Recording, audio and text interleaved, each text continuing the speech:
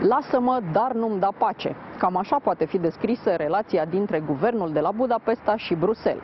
Ungaria face notă discordantă cu deciziile Uniunii Europene pe tot mai multe paliere. Dar, de partea cealaltă, nici UE nu pare să aibă reacții foarte clare asupra acțiunilor guvernului maghiar. Libertatea presei a fost afectată, cetățenii maghiari primesc vaccinuri din Rusia și China, iar ideea de respectare a statului de drept parcă nu mai este la fel de prezentă în discursul public european.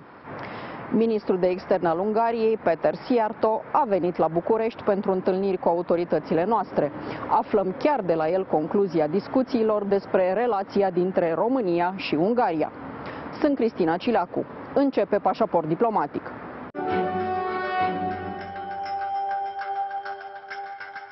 Péter Szijjártó, Minister of Foreign Affairs of Hungary, welcome again to Diplomatic Passport. Thank you very much for the invitation. You are visiting Romania, meeting a lot of our officials, so what's on the agenda of discussion? Well, actually, I think that the fact that there is a new government here in Bucharest gives a chance to restart and promote and upgrade our relationship. We have maybe a very simple way of thinking which says that the stronger your neighbor is, the stronger you yourself are. And we are absolutely interested in the success of Romania, and we are absolutely interested in upgrading this relationship on practical areas, because we believe that in case we are able to produce some success stories on practical fields of cooperation, including energy infrastructure, then the whole relationship, even on a political level, will be much more pleasant and based on mutual respect. So it was very important for me today to meet the new Minister of Economy and the new Minister of Infrastructure and the half-new Minister of Energy, because these are the areas where these practical success stories can be built upon, given the fact that Romania is our number 4 export market and ranks very high among the countries based on being target of Hungarian investors. Many Hungarian companies invest here. We expect more Romanian companies to invest in Hungary, and we have many duties to build new roads, new railroads and new gas interconnections between the two countries. What we hope for is that Romania is going to be one of our suppliers when it comes to our gas market. And what we hope for is the third highway connection between the two countries. And there are some issues for which we can stand up in Brussels together, be it the nuclear energy or our court procedure against the mobility package, which puts our logistic companies into a disadvantageous situation. And what will happen with Brua, since you open up the gas subject? Will you still build it towards Austria, or you have other plans for that? Look, what we agreed with the minister is the following, that with our ministers. Yeah, sure, yeah. That we have now upgraded the interconnector between Romania and Hungary in a way that we can deliver 1.75 billion cubic meters on an annual basis.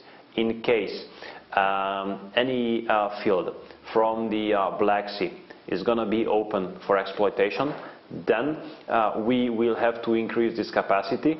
We are absolutely ready for that, and we would like to increase the capacity of the interconnector to 4.4 billion cubic meters on an annual basis, so we would be able to buy more from you and you would be able to deliver more through Hungary. Now, according to the internal development projects in Hungary, we have built an interconnector with Slovakia, which interconnector can manage a big quantity, around 5 billion cubic meters of gas delivery on an annual basis. That would ensure you the opportunity to deliver the gas to Austria, because the Hungarian interconnector links into the big trans-European pipeline which goes through Slovakia and then ends up in Baumgarten, Austria. So this way is more, let's say, sustainable. This delivery route is more sustainable. So we have everything ready. The only very tiny thing we miss is gas. So as long as there's no final investment decision by OMV, Exxon, or whoever the upcoming owner will be on the project called Neptune Deep, as long as there's no final investment decision, these are all theoretical questions. But we do hope to move towards more practical terms. Okay, let's get back to the investments, and because I know you talked a bit with our Minister of Foreign Affairs as well about the topic of the investments that the government of Hungary does in Romania. Your government has quite a lot of investments in Romania, from buying buildings to building stadiums. Mm-hmm. When it comes to the economic development, I want to underline again that the more successful our neighbors are, the better position you said that. we do have. Yeah. So that's why we are interested in the economic success and progress of Romania.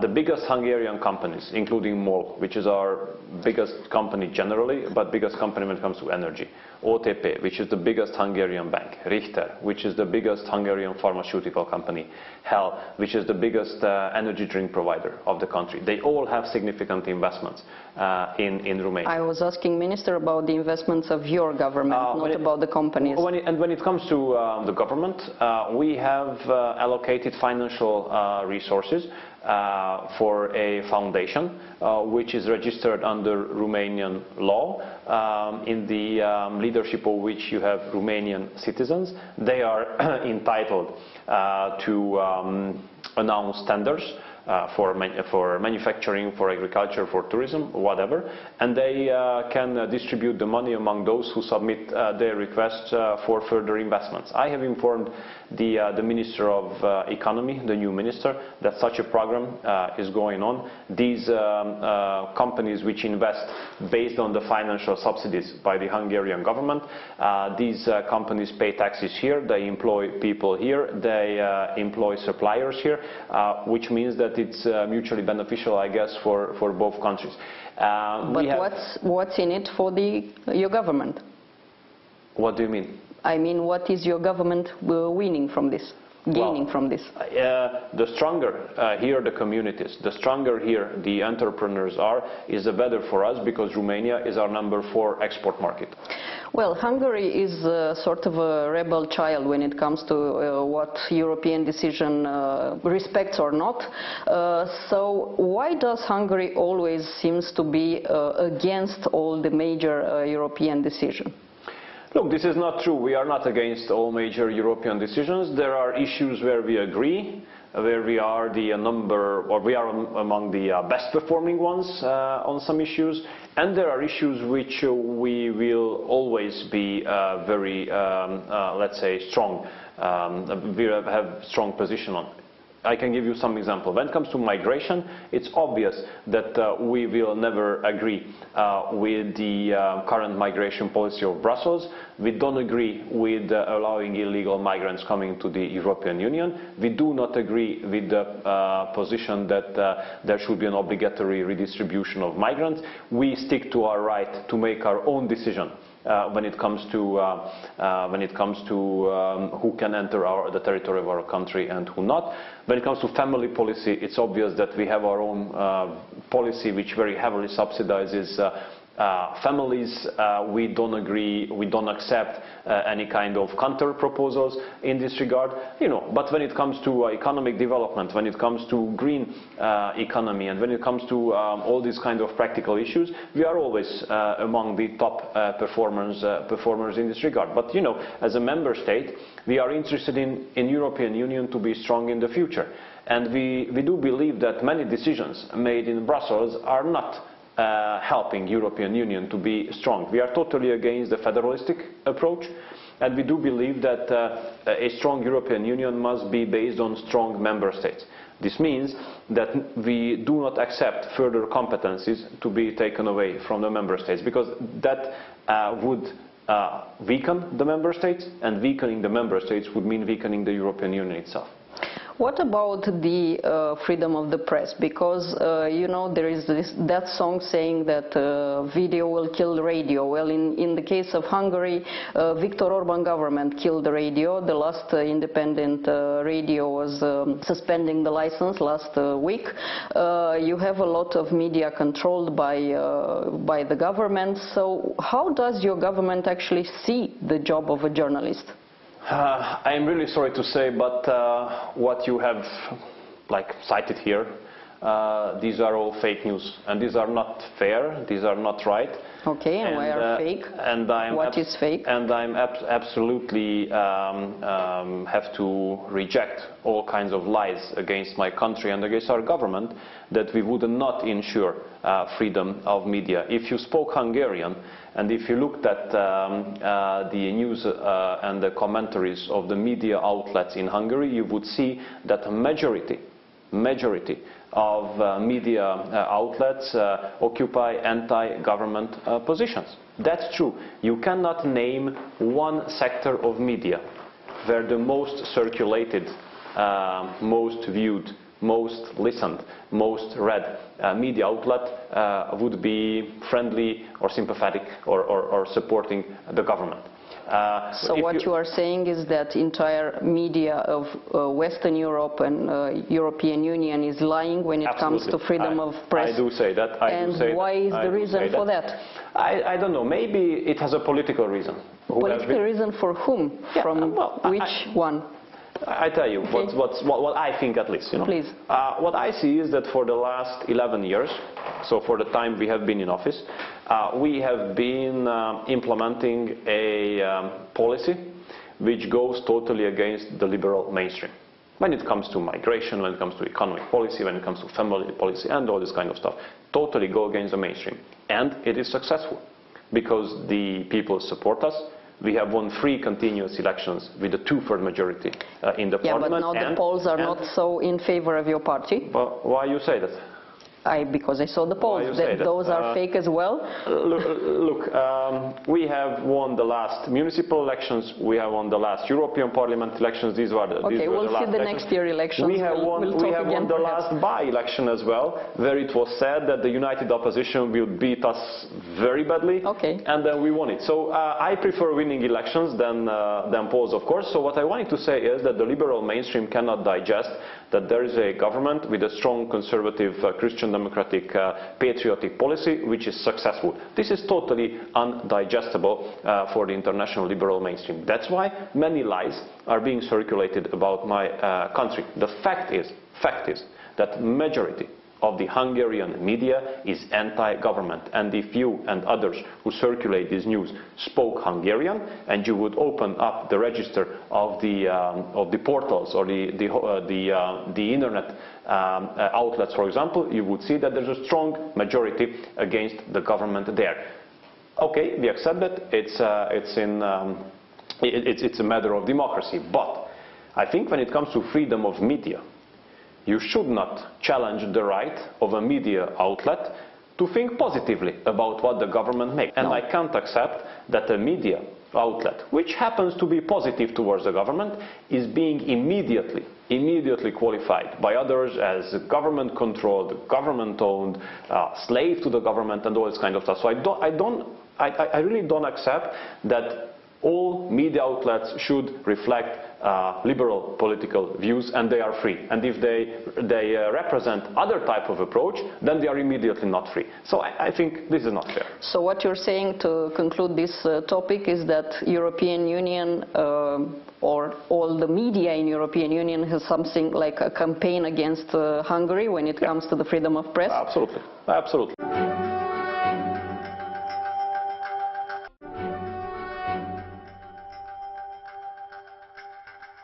The next topic will be the foreign policy of European Union, where again Hungary has a different view. And let's take the main 3 superpowers. First of all, Russia. Of course, Viktor Orban has a good relation with Vladimir Putin. It's a known fact. But right now Russia is somehow in a sort of fight of declaration with European Union. So what's the view of Hungary? How should the entire EU react with and relate with Russia? Look, first of all, it's very unfair to portray our position as if we were closer to Russia than some big Western European countries. I said that your Prime Minister has a good relationship. Yeah, but then you should continue the sentence. Like the German Chancellor does have a good Like the German Chancellor, okay. Like the French President does have a very good relationship. But your Prime Minister meets quite often with the Russian President, so... Not more often than the Western European leaders. Once a year. Once a year. And I never read any comments from liberal media complaining about a meeting between the German Chancellor and the Russian President, or a meeting between the French President and the Russian President. Both Macron and Merkel were criticized for having projects or ideas but with I don't agree with that either. But I don't agree with that either. Because here I think we have to be practical. And what I see is the following, that those who criticize Russia in the harshest possible way when it comes to communication, they make the biggest businesses with the Russians under the surface.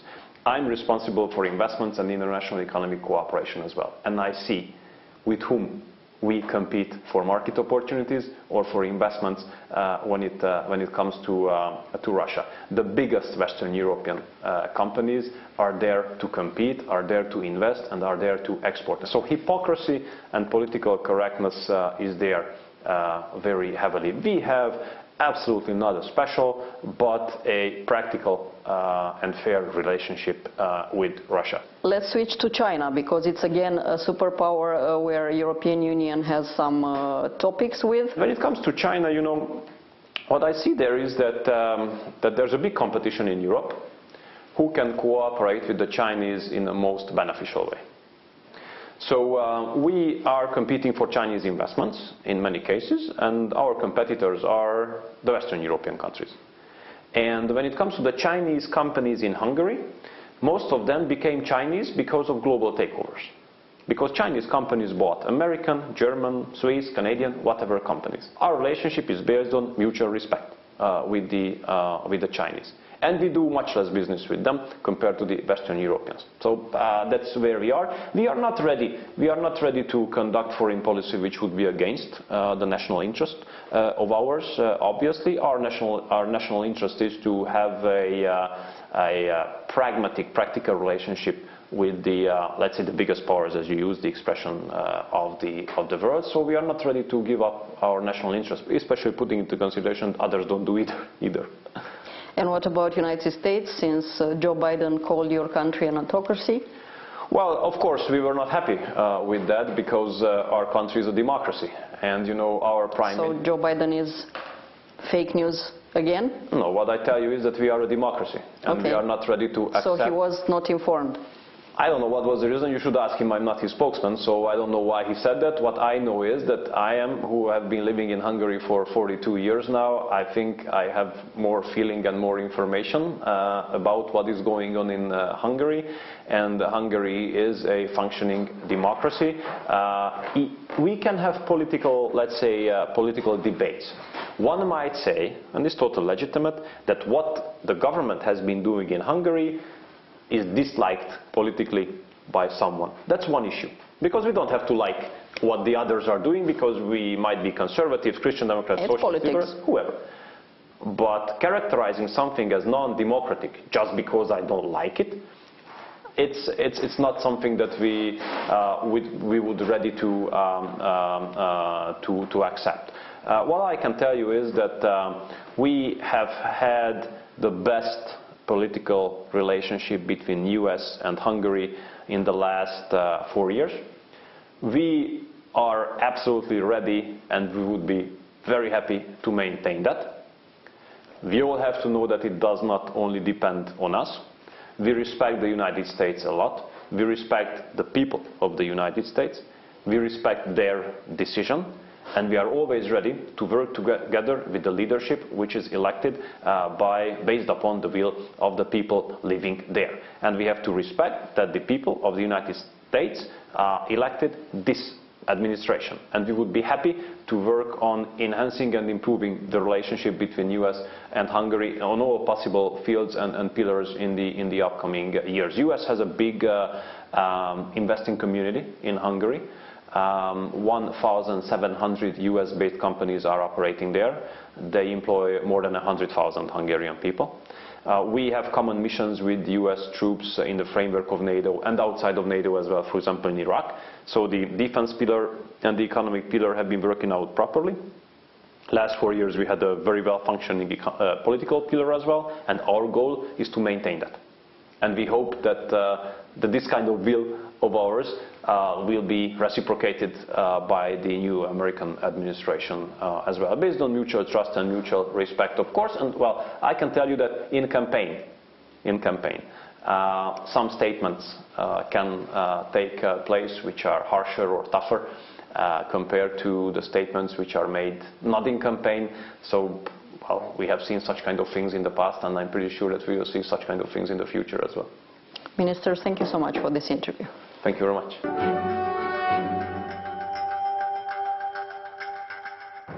Atât pentru astăzi, dar rămânem în continuare online pe pagina de Facebook a emisiunii și pe contul nostru de Twitter. Revenim cu subiecte noi din lumea diplomației și a politicii externe, vineri de la 11:30 și în reluare sâmbătă de la 22:30. La revedere!